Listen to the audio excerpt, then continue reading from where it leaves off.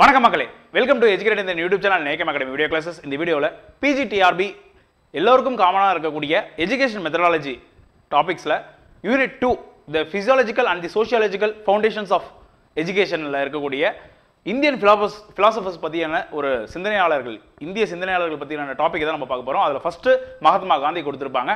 So அவரை பற்றியான ஒரு ஷார்ட் நோட்ஸ் தான் இது. ஸோ மகாத்மா காந்தி இயர் பார்த்தீங்க அப்படின்னா 1869. ஸோ சுயஸ் கெனால் வந்து ஓப்பன் பண்ண அந்த ஆண்டு தான் அவர் பிறந்திருந்தார்.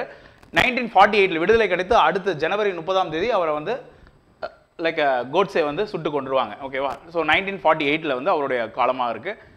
So background and early experiments, Mahatma காந்தியோடைய பின்னணி பிறப்பு அப்படின்னு பார்த்தீங்க அப்படின்னா போர்பந்தர் காந்தி அவார்ட் குஜராத். ஸோ போர்பந்தரில் கத்தியாவார் அப்படின்ற ஒரு ஊரில் வந்து அவர் வந்து பிறப்பார். அவங்களுடைய அப்பா தாத்தா எல்லோருமே கத்தியாவாரில் இருக்கக்கூடிய திவானா இருப்பாங்க. ஓகேங்களா? அதாவது சீஃப் மினிஸ்டர்ஸாக இருப்பாங்க. அடுத்து கல்வி பரிசோதனைகள் தொடக்கம் தென்னாப்பிரிக்காவில் 1897 டால்ஸ்டாய் பண்ணை. ஸோ அவர் வந்து பார்த்தீங்க அப்படின்னா எஜுகேஷன், ஏன்னா இப்போ மகாத்மா காந்தியை வந்து நம்ம படிக்கிறோம் அப்படின்னா அது ஹிஸ்ட்ரியில் படிப்பாங்க. நமக்கு வந்து எஜுகேஷனோடைய இம்பார்ட்டன்ஸ், மகாத்மா காந்தியோட கான்ட்ரிபியூஷன்ஸ் இன் எஜுகேஷன் என்ன அப்படின்றத நம்ம பார்க்க போகிறோம். அப்போது அவருக்கு எஜுகேஷன் மேலே எப்போது தாக்கம் ஏற்பட்டது அப்படின்னா அவர் வந்து சவுத் ஆஃப்ரிக்காவுக்கு போகிறாங்க. அங்கே வந்து லாயர் ப்ராக்டிஸ் பண்ணுறதுக்கு சவுத் ஆஃப்ரிக்காவுக்கு போகிறாங்க. அங்கே வந்து அவருடைய பசங்களையும் அவங்களுடைய நெஃப்யூவையும் படிக்க வைக்கிறதுக்காக அவர் ஸ்கூல்ஸ் நிறைய தேடுறாரு. அப்போ எந்த இங்கிலீஷ் மீடியம் ஸ்கூல்ஸையும் அவருக்கு சாட்டிஸ்ஃபைடாக இல்லை. ஸோ அதனால் அவரே கல்வியில் முற்பட்டு ஆரம்பிக்கிறார். டால்ஸ்டாய் ஃபார்ம் ஆரம்பிக்கிறாரு. ஆனால் அது வந்து லைக் ஒரு பிரச்சனை ஏற்படுது. ஏன்னா அப்படின்னா குவாலிட்டியான இருக்கக்கூடிய ஸ்டாஃப்ஸுக்கு அவரால் சம்பளம் கொடுக்க முடியல. அப்போ அவரே கல்வியை மக்களுக்கு போதிக்க ஆரம்பிக்கிறார், பிள்ளைகளுக்கு. அப்போ அங்கேருந்து தான் அவருக்கு வந்து கல்வி பரிசோதனைகள் வந்து தொடக்கமாகுது. அப்போ டால்ஸ்டாய் பண்ணை எங்கே இருக்குது? Like south Africa. அடுத்து ஆங்கில மாத்மிய பள்ளிகளை நிராகரித்தார், குணம் வளர்ப்பதில் கவனம் செலுத்தினார். So he rejected the English medium schools. ரொம்ப முக்கியமான ஒரு வார்த்தை. அவர் வந்து இங்கிலீஷ் மீடியம் ஸ்கூல்ஸ், அதாவது இங்கிலீஷ் ஓரியன்ட், ஆங்கிலோ ஓரியன்ட் ஸ்கூல்ஸை வந்து அவர் வேணான்னாரு. எஜுகேஷன்ன்றது வந்து மதர் டங்கில் இருக்கணும் அப்படின்னாங்க. And he focused on the character building. ஓகேங்களா? ஸோ குணம் சார்ந்து கல்வி என்பது இருக்கணும்ன்றதுக்கு அவருக்கு முக்கியத்துவம் கொடுக்குறாங்க. உடல் மற்றும் ஆன்மீக பயிற்சியை ஒருங்கிணைத்தார். He not only emphasized on the like character learning but also combined physical and mental spiritual training. இந்த வார்த்தை ரொம்ப முக்கியம். ஸ்பிரிச்சுவல் என்ற வார்த்தை முக்கியங்க. ஆன்மீக பயிற்சியை ஒருங்கிணைத்தார் அப்படின்றாங்க. ஓகேங்க. அடுத்து ஸோ ஆன்மீக பயிற்சினா நமக்கு அதை பற்றி தனியாக நீங்கள் வந்து அதை பெரிய ரிசர்ச்லாம் பண்ண தேவையில்லை. ஓகேங்களா? நல்லது பண்ணால் நல்லது நடக்கும். அந்த வேல்யூஸ்லாம் இருக்குது பார்த்தீங்களா? அந்த அரண் சார்ந்த கல்வி இது எல்லாத்தையும் சொல்லிக் கொடுக்குறது தான் ஸ்பிரிச்சுவல் டீச்சிங். அதாவது இப்போது லைக் எது இன்று உன்னுடையது நாளை இன்னொருடையது அப்படின்னு நம்ம சொல்கிறோம்ல, அது எல்லாருக்கும் பொருந்தமானது. எந்த மதம்னு இல்லாமல் எல்லாருக்குமே பொருந்தமான ஒரு கருத்துக்கள் இருக்குல்ல, அந்த மாதிரி டீச்சிங்ஸ். ஓகேங்களா? அடுத்து புரட்சிகரமான ஒரு கருத்து, அது ஒரு ரெவல்யூஷனரி கான்செப்ட்னு பார்த்தீங்க அப்படின்னா நாய் தலீம் அப்படின்றாங்க. நாய் தலீம்ன்றது வந்து உருதுல இருக்கக்கூடிய ஒரு வார்த்தை. அது வந்து பேசிக் எஜுகேஷன் அப்படின்னு அர்த்தம். அது வந்து எப்போ அவர் ஆரம்பிக்கிறார் அப்படின்னா 1937 வார்தால. ஓகேங்களா? ஸோ இங்கிலீஷில் எழுதிடுறேன் நான். வார்தால வந்து ஒரு மீட்டிங் கண்டக்ட் பண்ணுறாரு. அந்த மீட்டிங்கில் தான் அவர் வந்து நாய் தலீம் அப்படின்ற கூடிய கான்செப்டை இன்ட்ரடியூஸ் பண்ணுவார். ஸோ வந்து இங்கிலீஷ் மீடியம், இங்கிலீஷ் ஓரியன்டாக இருக்கக்கூடிய எஜுகேஷனுக்கு ஒரு மாற்று, இந்தியாவில் இருக்கக்கூடிய ஒரு மாற்று கல்வி முறை அப்படின்னு அவர் சொல்லுவார். ஓகேங்களா? அதுதான் நாய் தலீம். அது என்னென்ன அப்படின்னு நம்ம பார்க்க வரோம். ஸோ கிரேட் இன்வர்ஷன், அது வந்து ஒரு மிகப்பெரிய ஒரு தலைகீழ் வந்து ஏற்படுத்திச்சு, தலைகீழ் மாற்றம் அப்படின்றாங்க. என்ன அப்படின்னா கல்வி என்பது அதுவரை எப்படி இருந்தது அப்படின்னு பார்த்தீங்க அப்படின்னா பாரம்பரிய பிரமிட் எப்படி இருக்கும் அப்படின்னா கல்வித்துறைகள் மேல் மிகவும் மதிக்கப்படும் அப்படின்றாங்க. கல்வித்துறைகள் வந்து மேலாக இருக்கும். அதாவது இப்போது arts courses, humanities courses, science, professional courses இது எல்லாமே வந்து பார்த்திங்க அப்படின்னா உயர்தட்டு மக்களுக்கு, இதை படிக்கிறவங்களாம் ஒரு பெரிய வேலைக்கு போவாங்க அப்படின்றது இருந்துச்சு. உடல் உழைப்பு சார்ந்து இருக்கக்கூடிய கல்விகள், இப்போது கார்பெண்டிங்கு, இந்த தச்சர், அப்புறம் லைக் புக் பைண்டிங் பண்ணுறவங்க, இந்த மாதிரி லைக் பொற்கொள்ளர்கள், ஓகேங்களா, காலனி உருவாக்குறவங்க, இது எல்லாமே உடல் உழைப்பை சார்ந்திருக்குங்க. அது வந்து கீழ் இழிவாக பார்க்கப்படும். ஸோ இந்த மாதிரி வந்து யாரெல்லாம் விவசாயம் பண்ணுறாங்களோ, யாரெல்லாம் வந்து இந்த தொழில்களில் வந்து குடும்ப தொழில்களில் ஈடுபடுறாங்களோ அதெல்லாம் வந்து கேவலம்.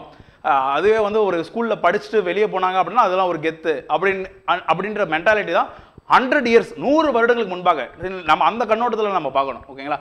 அப்போது அப்படி இருந்தது அப்படின்றாங்க. அப்போ காந்தியின் தலைகீழ் பிரமிட் எப்படி இருந்துச்சு அப்படின்னா அதை அப்படியே தலைகீழாக மாற்றுறாங்க. ஓகேங்களா? ஸோ இதுக்கான இங்கிலீஷ் வெர்ஷன் வந்து கீழே இருக்கும். காந்தி என்ன சொல்றாரு அப்படின்னா பாருங்க, கைவினை தொழில்கள் மேல் தொடக்கப்பள்ளி. கைவினை பொருட்கள் வந்து யாரெல்லாம் வந்து ஒரு இப்போ வந்து ஒரு பார்பர் இருக்காருன்னு வைங்களேன், முடி திருத்துவோர் இருந்தாங்க அப்படின்னா அதை வந்து பெருசாக பார்க்கணும். ஸோ ஸோ அவங்களுக்கு வந்து அது வந்து ஒரு தொழில், அப்போ கைத்தொழில் உன்னை கற்றுக்கொள் கவலை உனக்குள்ளே ஒற்றுக்கொள் அப்படின்னு சொல்கிறாங்க பார்த்தீங்களா. அந்த மாதிரி அதுக்கு இம்பார்ட்டன்ஸ் கொடுக்குறாரு. யாரெல்லாம் கைத்தொழில் பார்க்குறாங்களோ அது வந்து கேவலமாக பார்க்கக்கூடாது, அந்த கைத்தொழில் பண்ணுறவங்களெல்லாம் உயர்ந்து பார்க்கணும். நம்ம ஒரு டெக்னீஷியன், ஒரு ஏசி மெக்கானிக் இருக்காங்க அப்படின்னா அது வந்து ஓகே சூப்பர் வந்து அப்படின்னு சொல்கிறது, லைக் அதுவும் ஒரு தொழில் தான் அப்படின்ற அந்த எண்ணம் இருக்கணும் அப்படின்னு அவர் சொல்கிறாரு. அடுத்து கல்வித்துறைகள் வந்து கைவினை வேலையிலிருந்து இயல்பாக வெளிப்படுவர் கீழே இருக்கணும் அப்படின்றாங்க. அது வந்து இதெல்லாம் முடியாதவன், இப்போ என்னால் வந்து பார்த்திங்க அப்படின்னா லைக் கார்பெண்டிங் மிஷின்லாம் எடுத்துகிட்டு என்னாலலாம் டெய்லியும் உட்காந்து பண்ண முடியாது, நெசவுலாம் என்னால் மிஷின்லாம் ஓட்ட முடியாது, தறி மிஷின்லாம். அதனால் நான் வந்து படிச்சுட்டு நான் போய் ஒரு கிளர்க்கு வேலைக்கு போகிறேன் அப்படின்னு சொல்கிறாங்க அப்படின்னா அது வந்து ஒரு ஓகே அப்படி பண்ணுறாங்க போல அப்படின்னு அந்த எண்ணம் மாறணும். எஜுகேஷன் வந்து சமூகத்தில் மாறணும் அப்படின்றதுக்காக தான் அவர் வந்து லைக் நாய் தலீம் இன்ட்ரடியூஸ் பண்ணுறாரு. ஓகேங்களா. அடுத்து அதுதான் காந்தியோடைய பிரமிட், இன்வெர்டட் பிரமிட், ஃபிளிப்டு பிரமிட் அப்படின்னு நம்ம சொல்கிறோம். ஓகேங்களா. இங்கிலீஷ் மீடியம் இதோ இருக்குது, manual crafts and academic subjects. அடுத்து பாருங்க, நாய் தலைமையின் 3 முக்கிய கொள்கைகள்.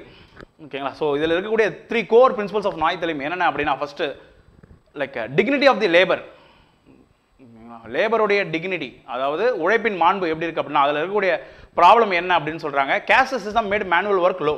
இங்கே இருக்கக்கூடிய இந்த சாதி நிலைகள், படிநிலைகள் தான் வந்து இந்த உடல் உழைப்பை வந்து கேவலம் அப்படின்னு சொன்னாங்க. யாராவது ஒருத்தவங்க வந்து செப்பல் செய்கிறாங்க அப்படின்னா அவங்க கேவலமானவர்கள், முடி திருத்துவர்னா அவங்க கேவலமானவங்க அப்படின்ற சாதி கட்டமைப்பு தான் அப்படி பண்ணி வச்சிருக்கே தவிர அப்படி கிடையாது. இப்போ லைக் இப்போ தேவுடான்னு ஒரு பாட்டில் வந்து ரஜினி கூட சொல்லியிருப்பாரு, எந்த தொழில் செய்தால் என்ன செய்யும் தொழில் தெய்வம் என்று பட்டுக்கோட்டை பாட்டில் சொன்னாரே அப்படின்லாம் சொல்லியிருப்பாங்க. முடி திருத்துவர் இல்லை என்றால் நமக்கெல்லாம் எது அழகு அப்படின்னு இருப்பாங்க. அப்புறம் உண்மை அப்படி தானே. இப்போ வந்து ஒரு பார்பர் இல்லை அப்படின்னா நமக்கு நம்ம இந்நேரம் ஒரு பார்பேரியன்ஸாக தான் இருந்திருப்போம், முடியெல்லாம் வச்சுக்கிட்டு தாடியெல்லாம் வச்சுக்கிட்டு அப்படி தான் இருந்திருப்போம். ஸோ அந்த தத்துவத்தை அவங்க வந்து அவர் சொல்கிறார், இதுக்கான ப்ராப்ளம் இதுதான், இதுக்கான சொல்யூஷன் நான் என்ன கொடுக்குறேன் அப்படின்னு காந்தி என்ன சொல்கிறார் அப்படின்னா, கைவினைகளை கல்வியின் மையமாக ஆக்கவும் அப்படின்ற தீர்வு. ஹேண்டிகிராஃப்ட்ஸு, இப்போ ஒரு கூட செய்கிறவங்க, இது எல்லாமே வந்து கல்வியிலுடைய சென்டரில் கொண்டு வரணும். அது வந்து ஒரு கல்வியிலே ஸ்கூல்லே இதெல்லாம் சொல்லித்தராங்க, இதெல்லாம் கற்றுக்கோங்க அப்படின்னு சொல்லித்தராங்க அப்படின்னா அதில் யார் யாருக்கு என்னென்ன ஆர்வத்தில் இருக்காங்களோ அவங்கவுங்க அதெல்லாம் கற்றுக்கிட்டோம். பெயிண்ட் அடிக்க தான் ஆர்வமாக இருக்கா, அவங்க பெயிண்ட் அடிக்க போகட்டும். அப்போது இந்த மாதிரி வந்து காந்தி வந்து சொல்யூஷன் கொடுக்குறாரு. அதுக்கான ஃபிலாசபி அவர் என்ன சொல்கிறார் அப்படின்னா, do first then think about what you are doing. முதல்ல செய்யுங்க, அதுக்கப்புறம் செய்கிறத பற்றி என்ன செய்கிறீன்றதை அதுக்கப்புறம் யோசிச்சுக்கோங்க அப்படின்ற. முதல்ல கற்றுக்கோங்க, அதுக்கப்புறம் நீங்கள் அது வந்து கற்றுக்கிறது நம்ம பண்ணுறதெல்லாம் கரெக்டாக, இது நமக்கு வாழ்க்கைக்கு உதவுமா, நம்மளால் வாழ்க்கை முழுவதும் இந்த தொழிலை பண்ணி நம்மளால் வாழ்க்கையை ஓட்ட முடியுமா அப்படின்ற கூடிய எண்ணங்களை அதுக்கப்புறம் பார்த்துக்கோங்க அப்படின்ற. அடுத்து எஜுகேஷன் த்ரூ ப்ரொடக்ஷன். ஸோ எடுத்துக்காட்டு வந்து பார்த்திங்க அப்படின்னா, அதாவது நாய் தலைமையுடைய ரெண்டாவது, ஃபஸ்ட்டு வந்து பார்த்திங்க அப்படின்னா அதில் இருக்கக்கூடிய டிக்னிட்டி ஆஃப் லேபர், லைக் அதை வந்து கோர் பிரின்சிபல்ஸ், அதில் இருக்கக்கூடிய மைய கருத்துக்களில் வந்து ஃபஸ்ட்டு பார்த்திங்க அப்படின்னா செய்யும் தொழிலுக்கு மரியாதை கொடுக்கணும் அப்படின்றாங்க. ரெண்டாவது வந்து எஜுகேஷன் த்ரூ தி ப்ரொடக்ஷன் அப்படின்னு, எடுத்துக்காட்டு 100 கற்றுத்தரப்புறம் அப்படின்றாங்க. அதாவது எஜுகேஷன் வந்து எப்படி இருக்கும் அப்படின்னா, ப்ரொடக்ஷன் ஒரு தயாரிக்கல் மூலமாக. இப்போ ஒரு வீட்டில் வந்து ஒரு தறி நெய்கிறாங்க அப்படின்னா அப்போ அங்கே இருக்கக்கூடிய குழந்தை வந்து பார்க்குறப்போ, அப்பா இது என்னதுப்பா, இது பஞ்சுமா, அப்பா பஞ்சு எங்கிறதுப்பா வருது, அது பருத்தியிலேருந்து வருப்பா, அப்போ பருத்தி எங்கேப்பா வளருது, அது வந்து கருப்பு மண்ணிலேருந்து வளருமா, அப்போ கருப்பு மண்ணில் எங்கேப்பா இருக்கும், அது ஏன்பா அங்கே மட்டும் தான் இருக்கு, ஏன் செம்மண்ணில் வளர மாட்டேங்குது. அப்போது குழந்தைகள் வந்து கேள்வி கேட்டுகிட்டே இருப்பாங்க. அப்போ அந்த கேள்விக்கு நீங்கள் ஆன்சர் சொன்னீங்க அப்படின்னா அந்த குழந்தை அவங்களுடைய இன்டெலெக்சுவல் அறிவு சார்ந்த ஒரு அனுபவமும் அவங்களுக்கு கிடைக்கும். அப்போ அவங்களுடைய அறிவு வளரும் அப்படின்னு காந்தி சொல்கிறார். ஸோ எடுத்துக்காட்டு பார்த்தீங்கன்னா இயற்பியல், சக்கரத்தின் இயற்கைவியல். அப்போ தறியில் இருக்கக்கூடிய சக்கரை வந்து எப்படிப்பா சுற்றுது அப்படின்னு கேட்குறப்ப அவங்களுக்கு வந்து இந்த ஃபிசிக்ஸை சொல்லி தருவாங்களாம். அடுத்து பொருளாதாரம், பருத்தி வணிகம். இப்போ பருத்தி டிமாண்டு கொண்டு போய் கொடுக்குறாங்க, சந்தையில் அதிக ரேட்டுக்கு வாங்குறாங்க, இல்லை கம்மியாக விற்கிறாங்க. அப்போ கம்மியாக விற்கிறப்ப அப்போ சோகமாக வீட்டுக்கு வராரு, ஏன்ப்பா அப்படின்னா, இல்லைம்மா நமக்கு லாபம் இல்லைம்மா அப்படின்றாங்க. இல்லை அதிகமாக வந்துச்சுன்னா வர்றப்போ தின்பண்டங்கள்லாம் வாங்கிட்டு வராங்க, புது ட்ரெஸ்லாம் வாங்கிட்டு வராங்க, அப்பா இன்னைக்கு லாபம் அதிகம் அப்படி. அப்போ வணிகம், அங்கே பொருளாதாரம் சொல்லித்தரப்படும். வரலாறு, நெசவு தொழில், நம்ம தாத்தா எப்படி பண்ணார் தெரியுமா, நம்ம மாமா எப்படி பண்ணார் தெரியுமா, பட்டுக்காக காஞ்சிபுரத்துக்கு எப்படி போவாங்க தெரியுமா அப்படின்லாம் இருக்கும். ஓகேங்களா. ஸோ இந்த இதெல்லாம் சொல்லிக் கொடுக்குறப்போ அந்த குழந்தைக்கு வந்து உற்பத்தியின் மூலமே கல்வியை வந்து புகற்றப்படும் அப்படின்னு அவர் சொல்கிறார், காந்தி நினைக்கிறார். ஓகேங்களா. அடுத்து ஸோ கணிதம், அளவீடுகள் எவ்வளவு செய்யணும் அப்படின்றதெல்லாம் கணிதம் வச்சு கற்றுக்கலாம் அப்படின்றாங்க. ஸோ இதுக்கு வந்து ஒரு எக்ஸாம்பிள்ஸ் வந்து பார்த்திங்க அப்படின்னா, லைக் சமையல் கற்றுக்கொள்வது வேதியியல், ஊட்டச்சத்து, கணிதம், கலாச்சாரம், பொருளாதாரத்தை கற்றுத்தரும். இதெல்லாம் இன்னொரு எக்ஸாம்பிள் தான் நம்ம சொல்லலாம், அதுக்காக கொடுத்துருக்கோங்க. ஓகேங்களா. ஸோ ஒரு உப்பு எவ்வளோ போடணும் அப்படின்னா அதில் சோடியம் குளோரைடு, NaCl, அதை வந்து லைக் கார்போஹைட்ரேட்ஸ் எடுக்கிறதுனால நமக்கு எவ்வளோ எனர்ஜி கிடைக்குது, ப்ரோட்டீன் எடுத்துக்கிறதுனால எவ்வளோ எனர்ஜி கிடைக்கும் அப்படின்லாம் நம்ம வந்து லைக் வாழ்க்கை நடைமுறையின் மூலமாக செய்வதன் மூலமாக உற்பத்தி பண்ணுவதன் மூலமாக நம்ம கல்வியை ஒரு குழந்தைக்கு உட்புகுத்த முடியும் அப்படின்னு காந்தி நம்புறாரு. அடுத்து மூன்றாவது கொள்கை என்ன அப்படின்னா செல்ஃப் சஃபிஷியன்ட் ஸ்கூல்ஸ் அப்படின்றாங்க. தன்னிறைவு பள்ளிகள் அப்படின்றாங்க. மாணவர்களின் வேலை மூலம் பள்ளிகள் தங்களை தாங்கிக் கொள்ளும் அப்படின்றாங்க. மாணவர்கள் வந்து வேலை செய்வாங்க, அந்த வேலை செய்யக்கூடிய பொருட்களை கொண்டு போய் சந்தையில் வைக்கிறப்போ அந்த ஸ்கூலுக்கு வருமானம் வரும். அந்த பொருட்களை வைத்து அந்த பசங்களுக்கு தேவையான அந்த ஆசிரியருக்கு கொடுக்கக்கூடிய சம்பளமாக இருக்கட்டும், இல்லை அவங்க இருக்கக்கூடிய தரைகளை வந்து தூய்மைப்படுத்துவது, ஓகேங்களா. ஸோ இந்த மாதிரி கூரை அமைப்பது இதெல்லாம், அதாவது 100 ஆண்டுகளுக்கு முன்பாக கூரையில் படிக்கிறதுலாம் ஒரு பெரிய விஷயமா இருக்கும், ஓகேங்களா. மரத்துக்கடியெல்லாம் படிப்பாங்க, கூரை போட்டு ஒரு ஸ்கூல் நடத்துறது, இது எல்லாமே லைக் தன்னிறைவு பெற்ற ஒரு பள்ளியால் தான் பண்ண முடியும் அப்படின்னு காந்தி நம்பினார், ஓகேங்களா. அடுத்து அரசாங்க சார்பு இல்லை, அரசாங்க தலையீடு இல்லை. சம்பளம் லைக் அந்த ஆசிரியர்களுக்கு சம்பளமாக இருக்கணும், இல்லை அரசாங்கத்தை நம்பி தான் அந்த பள்ளி இயங்கணும் அப்படின்னா, அவங்க கொடுக்கக்கூடிய வருமானத்தை வைத்து தான் அரசு பள்ளிகள் இயங்கணும் அப்படின்னா, லைக் அரசு சொல்லக்கூடிய சிலபஸை தான் நம்ம போதிக்க வேண்டியதாக இருக்கும். அப்போ அந்த ஊருக்கு என்ன, இப்போ நான் வந்து ஒரு மீனவர் கிராமத்தில் அப்போ அவங்க வந்து எனக்கு வந்து மீன்பிடிப்பு தொழிலை சொல்லித்தர மாட்டாங்க, இல்லை வலைப்பின்னலை வந்து சிக்கல் எடுப்பதை பற்றி சொல்லித்தர மாட்டாங்க, ஒரு படகுடைய பிரச்சனைகள் என்ன, படகை எப்படி சீரமைப்பது என்பதை பற்றி எனக்கு சொல்லித்தர மாட்டாங்க. அப்போது கவர்மெண்ட் என்ன சொல்லுதோ அதை நான் கற்றுக்க வேண்டியதாக இருக்கும். அப்போது நீங்கள் வந்து தன்னிறைவு பெற ஆரம்பிங்க அப்படின்னு காந்தி வந்து சொல்யூஷன்ஸ் கொடுக்குறாரு. அடுத்து மாணவர்கள் அறிவு மற்றும் நடைமுறை திறன்களுடன் பட்டம் பெறுகிறார்கள். அப்போ அப்படி பண்ணுறப்போ என்ன இருக்கும், மாணவர்களுக்கு வந்து அந்த ஊருக்கு தேவையான அந்த லைக் சொசைட்டிக்கு தேவையான எஜுகேஷன் அவங்க கற்றுக்குறாங்க அப்படின்னு காந்தி நினைக்கிறேன், ஓகேங்களா. அடுத்து காந்திஸ் எஜுகேஷனல் ஸ்ட்ரக்சர். ஸோ இது படிக்கிறப்பவே வந்து பார்த்தீங்க அப்படின்னா இது நல்லா இருக்கே, ஓ சூப்பராக ஆச்சு அப்படின்னு நீங்கள் ஒரு 100 ஆண்டுகள் கண்ணோட்டத்தில் மட்டும் பாருங்கள். இப்போ வந்து சொல்கிறப்போ சார் ஆடு மாடு மேய்க்கிறதெல்லாம் வந்து இதுவா அப்படின்லாம் இந்த கண்ணோட்டத்திலே நம்ம பார்க்கக்கூடாது. வரலாறு வந்து பார்த்தீங்க அப்படின்னா இஃப் அண்ட் பட்டே கிடையாது. வரலாறு என்பது அந்த காலகட்டத்தில் அவர்கள் எப்படி நினைக்கிறாங்க, அது சாத்தியக்கூறு எப்படி இருந்திருக்கும் அப்படின்றத மட்டும் தான் நம்ம படிக்கணுமே தவிர, அதை உட்புகுத்தி எடுத்து நம்ம வந்து லைக் பொருந்தி பார்க்கக்கூடாது. அதில் இருக்கக்கூடிய நன்மைகள் மட்டும் நம்ம எடுத்து பார்க்கணும் அப்படின்றது தான் இப்போ இருக்குது. ஏன் இதை கொடுக்குறாங்க அப்படின்னா, நியூ எஜுகேஷன் பாலிசியில் நாய் தலிமுடைய பிரின்சிபல்ஸும் இருக்குங்க. ஸோ அதுக்காக தான் இதை வந்து நம்ம உன்னிப்பாக படிக்க வேண்டியது இருக்குது. ஸோ கண்டிப்பாக நம்ம கொஸ்டினில் ரிஃப்ளெக்ட் ஆகிறதுக்கான வாய்ப்புகள் அதிகமாக இருக்கும். அண்ட் அஃப்கோர்ஸ் இன்னைக்கு எல்லாமே எதுக்காக, காந்தி இருக்கக்கூடிய நோட்டுக்காக தான் நம்ம எல்லாருமே வேலை செய்கிறாங்க அப்படின்ற மாதிரி ஆயிடுச்சு, ஓகேங்களா. அப்போ காந்தியை பற்றி கண்டிப்பாக கொஸ்டின்ஸ் வரும். காந்திஸ் எஜுகேஷனல் ஸ்ட்ரக்சர், அப்போ அவருடைய கட்டமைப்பு எப்படி இருக்குன்னு பாருங்க. முழு சமுதாயத்தின் வயது முதிர்ந்தோர் கல்வி, பெற்றோர் உட்பட எல்லோருக்கும் கல்வி, சின்ன பசங்கள்ல இருந்து பெரியவங்க வரை இது வந்து இந்த கல்வி வந்து சொல்லிக் கொடுக்கப்பட வேண்டும் அப்படின்றார். அடிப்படைக்கு முந்தைய கல்வி 2 to 7 வயது. அவர் என்ன சொல்றாரு அப்படின்னா, லைக் இந்த அங்கன்வாடி பள்ளி வந்து பார்த்தீங்க அப்படின்னா 2லேருந்து 7 வயசு வரைக்கும் அவங்களுக்கு அடிப்படை, அந்த குழந்தைங்களுக்கு வந்து சாப்பிட்றது என்ன, அமைதியாக உட்கார்றது எப்படி, ஃப்ரெண்ட்ஸ் கூட எப்படி பேசணும், இ 1 2 3 இதெல்லாம் சொல்லி தரணும் அப்படின்றாங்க. அடிப்படை கல்வி பள்ளி கல்வி. அப்போ பள்ளி கல்வி ஏட்டு எழுத்து லைக் வார்த்தைகள் படிப்பது, அது எழுதுவது, கணக்கு போடுவது எல்லாமே 7 to 14. அடிப்படைக்கு பிந்தைய கல்வி, ஸோ அட்வான்ஸ் படிக்கிறது வந்து பார்த்தீங்க அப்படின்னா 14 to 18, 14லேருந்து 18 வயது. பல்கலைக்கழகம் மற்றும் ஆசிரியர் பயிற்சி, இது அதுக்கப்புறம் 18 வயதுக்கு அப்புறம் அப்படின்னு காந்தியோடைய இந்த எஜுகேஷன் ஸ்ட்ரக்சர்ஸ் இதுங்க, ஓகேங்களா. அடுத்து ஸோ அதுதான் லைக் ஏற்கனவே லைக் இங்கிலீஷில் தமிழில் சொன்னது தான் இங்கிலீஷில் கொடுத்துருக்கேன். அடுத்து முக்கிய அம்சங்கள், சிறப்பு ஃபீச்சர்ஸ் அப்படின்னு பார்த்தீங்க அப்படின்னா, இந்த காந்தியுடைய நாய்த்தலை எஜுகேஷன் வந்து சிறப்பு அம்சங்கள் அப்படின்னா, பாட புத்தகங்கள் இல்லை, அறிவு மேம்பாட்டிற்கு மாணவர்கள் நூலகத்தை பயன்படுத்தினர்.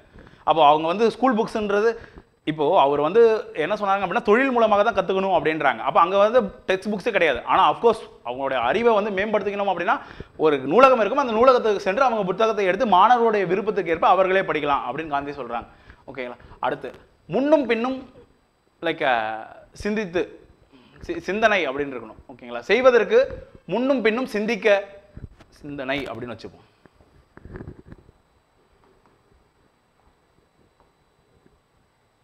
முன்னும் பின்னும் சிந்தனை, செய்வதற்கு முன்னும் பின்னும் சிந்திக்க மாணவர்களுக்கு கற்றுக் கொடுப்பது. ஒரு பொருள் செய்யறதுக்கு முன்னாடி, ஒரு பானை செய்யறதுக்கு முன்னாடி எப்படி இருக்கணும், அந்த பானை என்ன வடிவத்தில் இருக்கணும், செஞ்சதுக்கு அப்புறம் அதில் என்ன குறைபாடு இருக்கு, இல்லை என்ன டெக்கரேஷன் பண்ணலாம், என்ன பெயிண்டிங் பண்ணலாம் அப்படின்றது. தாய்மொழி மாத்தியம், தாய்மொழி வழி அப்படின்னு நம்ம வச்சுக்கலாம். ஆங்கிலம் பிளவை உருவாக்குகிறது, ஆங்கிலம் இல்லாமல் 11க்கு பதிலாக 7 ஆண்டுகள் கல்வி இருக்கலாம் அப்படின்றார். அதாவது ஆங்கிலம் தான் மோட் ஆஃப் எஜுகேஷனாக இருக்கப்போ, மீடியம் ஆஃப் எஜுகேஷனாக இருக்கிறப்போ வந்து உயர்ந்த வகுப்பினர் மட்டும்தான் ஆங்கிலத்தை படிக்க முடியுது. எல்லாரும் சமூகத்தில் இருக்கக்கூடிய படிநிலையில் இருக்கக்கூடிய மாணவர்களால் அதை கற்றுக்க முடியல. அதனால ஆங்கிலம் தேவையில்லை. ஆங்கிலத்தை தவிர்த்து தாய்மொழியில் நம்ம சொல்லிக் கொடுத்தோம் அப்படின்னா, அப்போலாம் வந்து பார்த்தீங்கன்னா +2 வரைக்கும் கிடையாது, பியூசி அப்படின்னு சொல்லுவாங்க, அதாவது 11th வரைக்கும் ப்ரீ யூனிவர்சிட்டி கோர்ஸ். ஓகேங்களா? ஸோ 11 வருஷத்துக்கு பதிலாக 7 வருஷத்தில் நம்மளால் குழந்தைங்களுக்கு எல்லாமே சொல்லித்தர முடியும் அப்படின்னு காந்தி நம்பினார். ஓகேங்களா? அடுத்து முழுமையான வளர்ச்சி, புத்தி உடல் ஆன்மா ஒன்றாக வளரும். இது எல்லாமே அவங்களுடைய அறிவு, உடல், அவங்களுடைய ஆன்மா, ஓகேங்களா, இது எல்லாமே இப்படி கற்றோம் அப்படின்னா ஒன்றாக சேர்ந்து வளரும். தனித்தனியே நம்ம படிக்கணும்னு அவசியம் கிடையாது அதை பற்றி அப்படின்னு காந்தி நினைக்கிறார். ஓகேங்களா? அடுத்து சோஷியல் டிரான்ஸ்ஃபார்மேஷன் கோல்ஸ். ஓகே, ஒரு சமூகத்தில் நாய்த்தலிம் அப்படின்ற கூடிய அந்த கான்செப்டை இன்ட்ரடியூஸ் பண்ணால் சமூகத்தில் என்ன மாற்றங்கள் வரும் அப்படின்னு காந்தி நம்பினார் அப்படின்னு நம்ம பார்க்குறோம். ஃபர்ஸ்ட் சோஷியல் டிரான்ஸ்ஃபார்மேஷன் கோல்ஸ் வந்து பார்த்தீங்க அப்படின்னா, விவசாயி வழக்கறிஞரை போல் முக்கியமானவர். ஸோ விவசாயி வந்து பார்த்தீங்க அப்படின்னா ஒரு வழக்கறிஞருக்கு எவ்வளோ இம்பார்ட்டன்ஸ் கொடுக்குது, வணக்கம் ஐயா அப்படிலாம் சொல்கிறாங்க பார்த்தீங்களா, அந்த மாதிரி ஒரு விவசாயியை மதிப்பாங்க அப்படின்றாங்க. உடல் உழைப்பு அறிவுசார் வேலைவாய்ப்பை போல் மதிக்கத்தக்கது அப்படின்றாங்க. ஸோ எப்படி வந்து புத்தகத்தை எடுத்து படித்து இப்போ ஒரு கம்ப்யூட்டர் சாஃப்ட்வேர் இன்ஜினியராக போய் வேலை செய்கிறதோ இல்லை ஒரு டீச்சராக வேலை செய்கிறதோ எவ்வளோ முக்கியத்துவமோ, அதே போல் உடல் உழைப்பில் இருக்கவங்க எல்லாருமே இப்போ டைலரிங் பண்ணுறாங்க அப்படின்னா, ஒரு முடி திருத்தவர் இருக்காங்கன்னா, ஒரு பானை செய்வோர் இருக்காங்களோ, அவங்க தொழிலும் மேன்மையானது தான் அப்படின்ற அந்த மாற்றம் வரும் அப்படின்னு நினைச்சாரு. கல்வி சமுதாயத்துடன் இணைகிறது, அதிலிருந்து பிரிக்கவில்லை அப்படின்றாங்க. அப்போ கல்வி என்பது சமுதாயத்துக்கு ஏற்ற மாதிரி தான் இருக்குது. இப்போ நிறைய பேர் வந்து பார்த்தீங்க அப்படின்னா டிகிரி முடிச்சு என்ன பண்ணுறதுனே தெரியாமலாம் இருப்பாங்களே, அப்படிலாம் இல்லாமல் இருப்பாங்க அப்படின்னு அவர் சொல்கிறார். அறிவியல் புரட்சி கல்வி அமைப்பை தலைகீழாக நிற்க வைத்தது. அப்போ நம்ம ஏற்கனவே பார்த்தோம், மேலேருந்து கீழ் மட்டத்தில் இருக்கவங்க மேலே லைக் கிளர்க்கு வேலை, இங்கிலீஷ் மீடியம் டிகிரியில் எல்லாமே மேல்மட்ட பீப்புள் தான் படிப்பாங்க, உடல் உழைப்பில் இருக்கலாம் கீழ்மட்டம் தான், அப்படியே தலைகீழாக மாறுது அப்படின்னு அவர் நினைக்கிறார். ஓகேங்களா? ஸோ இன்னொன்று வந்து பார்த்தீங்க அப்படின்னா like quote, I would therefore begin the child's education by teaching it useful handicraft and enabling it to produce from the moment it begins its training. ஓகேங்களா? ஸோ அது வந்து பார்த்தீங்க அப்படின்னா அந்த ஒரு குழந்தை இருந்துச்சு அப்படின்னா அந்த குழந்தைக்கு வந்து நம்ம வந்து லைக் பொருட்களை செய்வதிலிருந்து ஹேண்டிகிராஃப்ட்ஸ் தான் லைக் தொழில் செய்வதை சொல்லிக் கொடுத்து அதுலேருந்து தான் அவங்களுக்கு வந்து எஜுகேஷன் ஆரம்பிப்பேன் அப்படின்னு காந்தி சொன்னார். இது வந்து இம்பார்ட்டன்ட் கோட்டு. ஒரு கோட்டை கொடுத்துட்டு ஒரு குறிக்கோளை கொடுத்துட்டு இதை யார் சொன்னாங்க அப்படின்னு கொஸ்டின் கேட்கலாம். ஓகேங்களா? ஸோ அதுக்காக இதை கொடுத்துருக்கோம், ரொம்ப இம்பார்ட்டன்ட் ஆனது. அடுத்து இதில் இருக்கக்கூடிய குறைபாடுகள் அப்படின்னு நமக்கு பார்க்கலாம். இதை வந்து கண்டிப்பாக கொடுத்துருக்கணும், நான் வந்து கொடுக்க மறந்துட்டு இருக்கேன். ஓகேங்களா? நோட்ஸில் உங்களுக்கு கொடுத்துறேன். இதில் வந்து என்ன குறைபாடுகள்லாம் இருக்கும்னா, அஃப்கோர்ஸ் இது வந்து பார்த்தீங்க அப்படின்னா லைக் ஒரு சாராருக்கான இது வந்து சமூகத்தில் வந்து மக்கள் எல்லாரும் ஏற்றுக்கல. ஏன் அப்படின்னா இது வந்து உடல் உழைப்பு எல்லாருமே வந்து இந்த லைக் இந்த காந்தி சொல்லக்கூடிய கல்வி வந்து ஏழ்மையான மக்களுக்கு தான், நமக்கு கிடையாது அப்படின்னு மிடில் கிளாஸும் அப்பர் மிடில் கிளாஸும் ரிச் பீப்புளும் நினைக்க ஆரம்பித்தாங்க. ஓகேங்களா? ஸோ அதுக்கான ஒரு மிகப்பெரிய ஒரு ட்ராபேக்காக அது இருந்துச்சு. அண்ட் இவர் சொல்கிற காந்தி சொல்கிற மாதிரி பார்த்தீங்க அப்படின்னா லைக் அதை வைத்து வந்து பொருளாதாரத்தை வளர்க்க முடியுமா, செல்ஃப் சஃபிஷியண்ட்டாக இருக்கும் அப்படின்னு அவர் நினைச்சாரு. ஆனால் அது வந்து கடைசியில் அது வந்து யாருமே ஏற்றுக்கல. அது வந்து நிறைய நாய் தலிம் ஸ்கூல்ஸ் வந்து இந்தியாவில் பரவலை, அதுதான் ஒரு காரணம். அப்படி ஆரம்பித்தாலும் அது வந்து ஃபெயிலியர் ஆகிடுச்சு. ஓகேங்களா? ஸோ இதுதான் காந்தி பற்றியான அவர் எஜுகேஷனுக்கு அவர் பண்ண ஒரு contribution. Thank you people, thank you so much for வாட்சிங்.